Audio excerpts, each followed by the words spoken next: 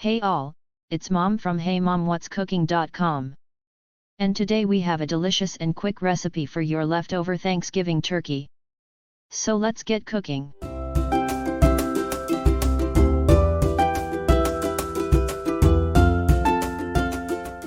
Let's start with shredding your turkey. Click the link above to find out how to do it quickly.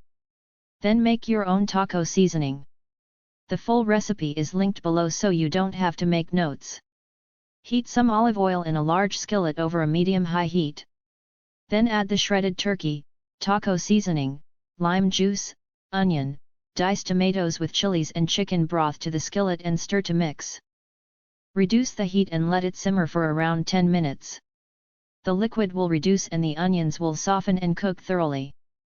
Serve on flour or corn tortillas.